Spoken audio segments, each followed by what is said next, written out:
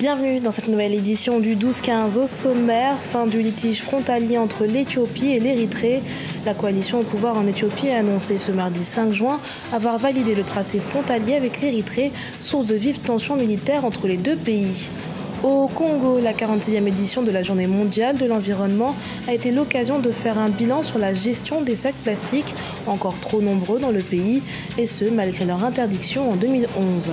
Et puis les Lions indomptables du Cameroun ont affronté leur homologue du Congo, un match éliminatoire pour la Coupe d'Afrique des Nations féminines, durant lequel la sélection camerounaise s'est imposée 3-0. Mais tout d'abord, le président burundais, Pierre Nkurunziza, ne se représentera pas en 2020. L'annonce a été faite par le chef de l'État lui-même ce jeudi lors de la promulgation de la nouvelle constitution. Constitution adoptée le 17 mai 2018 par référendum qui lui permet pourtant de se maintenir au pouvoir jusqu'en 2034. On écoute à ce propos Pancras Chimaye, porte-parole du Sénarède. C'est une vaste blague parce que si telle était la volonté de Pierre Nkurunziza, pourquoi aurait-il forcé un référendum? Pourquoi aurait-il mis en place deux constitutions qui cohabitent si la constitution qui vient de promulguer ne doit entrer en vigueur qu'en 2020? Pourquoi il l'a fait aujourd'hui? Pourquoi ça n'a pas attendu 2020? Pourquoi ça n'a pas attendu qu'il y ait une consultation de tout le monde? Pourquoi il n'a pas attendu les négociations d'Arusha pour que les Burundais puissent décider ensemble la suite? Comment est-ce qu'on peut faire confiance à un homme qui a violé déjà la Constitution en 2015 en s'arrogeant un troisième mandat, à un homme qui préfère avoir 5% de la population burundaise en exil? Comment est-ce qu'on peut croire une seule seconde en la parole d'un tel homme? C'est un homme sans parole, c'est un homme impitoyable, sans cœur, froid.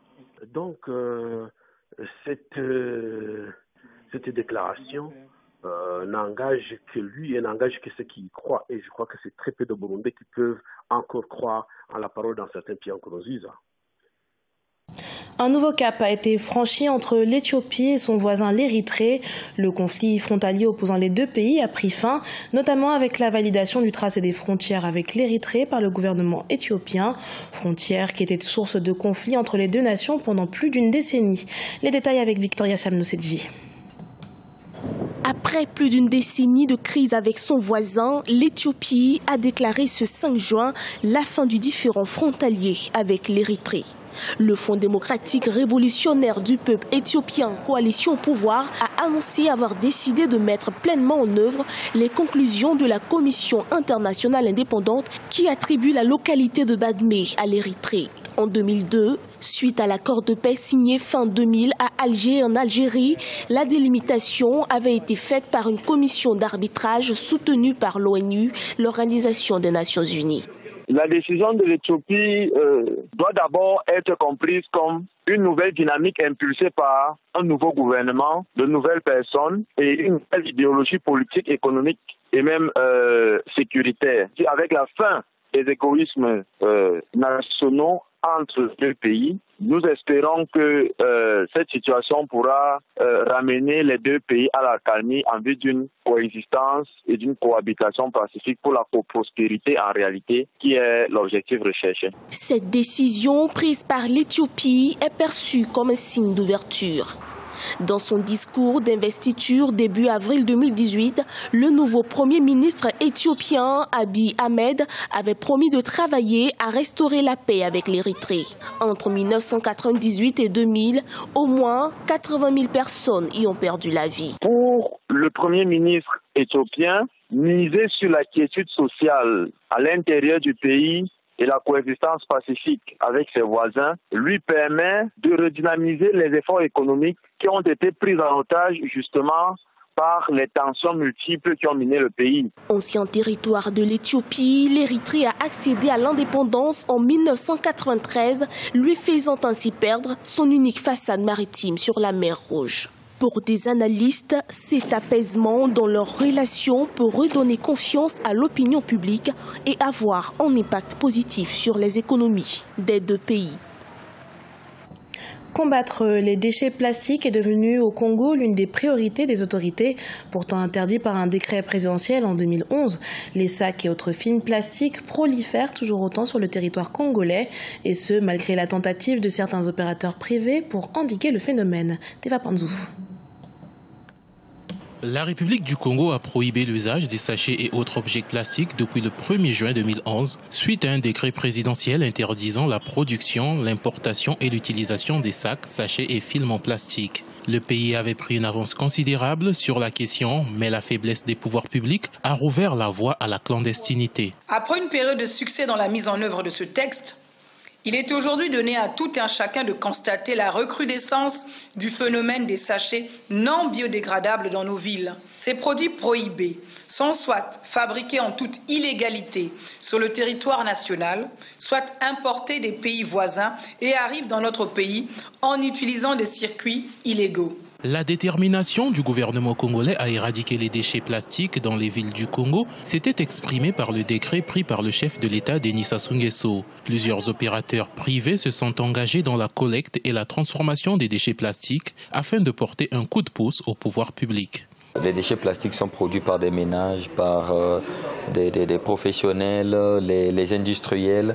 Donc nous avions voulu intéresser tout le monde dans toute la chaîne de la population congolaise pour que nous arrivions à récupérer, à racheter ces déchets plastiques-là, moyennant quelque chose. Ça fait l'objet vraiment d'un engouement, surtout pour la population moyenne. C'est une nouvelle guerre que le gouvernement a engagée contre la pollution des déchets plastiques dans les villes congolaises ce 5 juin 2018. Le ministre de l'Environnement a interpellé les administrations publiques, le secteur privé, les populations à mettre en application les dispositions du décret réglementant la production, l'importation et l'utilisation de tout objet plastique nuisible. À Yaoundé, la population en augmentation constante est confrontée depuis plusieurs années aux problèmes d'approvisionnement en eau potable. Et pour enrayer ce phénomène, le gouvernement œuvre à résoudre progressivement le déficit d'eau, déficit estimé à 40 000 mètres cubes par jour. Neile Bessa. Yaoundé, la capitale du Cameroun, ville où la population sans cesse croissante, est confrontée depuis plusieurs années aux problèmes d'approvisionnement en eau potable. Conscient de l'importance de cette denrée, le gouvernement s'emploie à trouver des solutions à ce problème fondamentalement social. Les autorités rassurent que plusieurs projets ont été mis sur pied afin de doter la ville d'infrastructures d'approvisionnement en eau potable.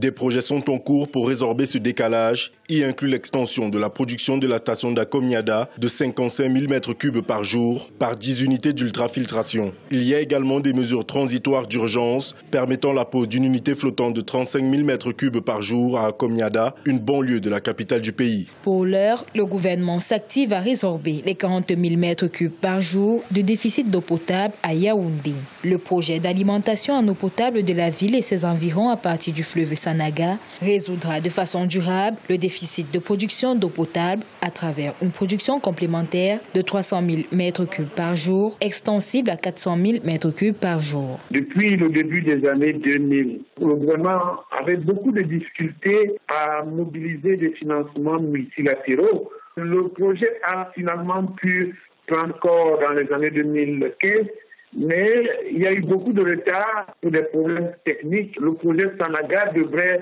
corriger un approvisionnement qualitatif et un approvisionnement quantitatif. Le problème n'est pas de transporter l'eau de la Sanaga pour Yaoundé. Le problème est l'alimentation à l'intérieur de Yaoundé qu'il faudrait complètement refaire. Pour rappel, le projet de renforcement de l'approvisionnement en eau potable de la ville de Yaoundé contribuera fortement à sécuriser et à stabiliser l'alimentation en eau des populations du périmètre urbain de la capitale en limitant de longues coupures d'eau. Yaoundé dispose d'une capacité opérationnelle installée de 185 000 m3 par jour pour un besoin journalier de 225 000 m3 par jour.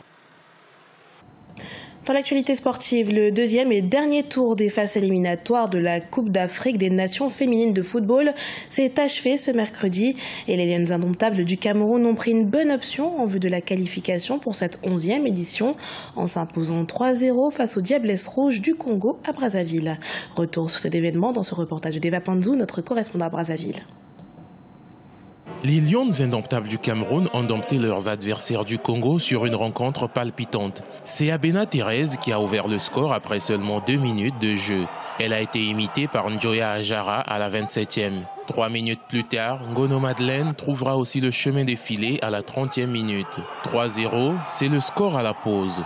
Au retour des vestiaires, les Camerounaises ont certes baissé de rythme, mais restent dominantes. À force d'insister, elles obtiennent un pénalty qui a été transformé par Yango Jeannette à la 62e minute. C'est Boudi Gabriel, entré en cours de jeu, qui va sceller le score à la 65e pour le 5-0. La Lyon va toujours chasser. On est allé à la chasse, très tôt on a eu le but. C'est vrai qu'on a pris une meilleure option, ça ne veut pas dire qu'on y est déjà. Je pense que d'ici 3 jours, on verra certainement une autre équipe du Congo. Ce que j'ai vu, il y a assez du talent. Et c'est pour ça que je redoute le match retour. Il va falloir qu'on se prépare une fois de plus pour essayer d'espérer qu'on a les 2 pas à la qualification. Les Congolaises auront sans doute livré un spectacle décevant au maigre public qui s'est déplacé au stade Alphonse Massamba Déba. Incapables de réaliser 3 bonnes passes, elles n'ont obtenu aucune occasion de but. Mais les explications de cette débâcle se trouveraient dans la mauvaise préparation ainsi que la prise en charge tardive des filles. Bien qu'avant le coup d'envoi, elles se sont agitées un peu. Nous avons essayé de les remonter. Nous avons constaté également que ça jouait sur leur morale. Ce n'est pas le fait d'avoir reçu une douche froide qu'on n'est pas capable de remonter.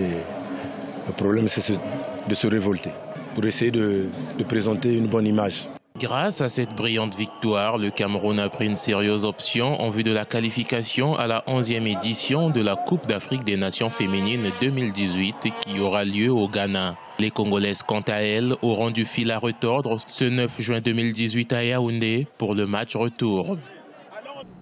Ce journal a été préparé par l'ensemble de la rédaction. Merci pour votre fidélité. Dans un instant, une nouvelle édition de l'actualité sur Africa 24.